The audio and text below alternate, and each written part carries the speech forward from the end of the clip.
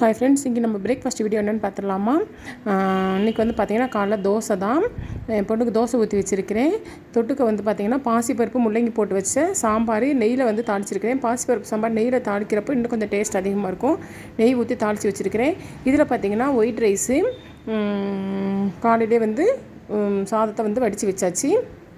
அப்புறம் பார்த்திங்கன்னா இந்த இதில் பார்த்திங்கன்னா காலிஃப்ளவர் வந்து பொரிச்சு எடுத்து வச்சுருக்கிறேன். இது வந்து பார்த்திங்கன்னா இட்லி கொஞ்சம் மீதி இருந்த இட்லி உப்புமா கிண்டி வச்சுருக்கிறேன். இது வந்து வெண்டைக்காய் புளிக்குழம்பு வந்து பழசான தான் டேஸ்ட் நல்லாயிருக்கும். அதனால் வந்து வெண்டைக்காய் புளிக்குழம்பு எந்த புளிக்குழம்புமேவோ அதனால் மதியம் ஊற்றி சாப்பிட்லான்னு சொல்லி வச்சுருக்கிறேன்.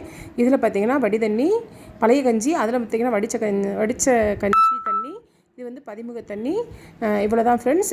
இதோட லென்த் வீடியோ வந்து கீழே டிஸ்கிரிப்ஷனில் தர்றேன், வேணுங்கிறவங்க போய் பார்த்துக்கோங்க. காலிஃப்ளவர் வந்து பாதி பொரிச்சிட்டு இன்னும் பாதி பொரிச்சிட்டு இருக்குது. டைம் ஆயிடுச்சு, அதனால் வந்து டக்குன்னு வீடியோ எடுத்துகிட்டு என் பொண்ணுக்கு சாப்பிட்ற டைம் ஆனதுனால. Okay friends, full length video கீழே டிஸ்கிரிப்ஷனில் தர்றேன், வேணுங்கிறவங்க போய் பார்த்துக்கோங்க. Okay, by.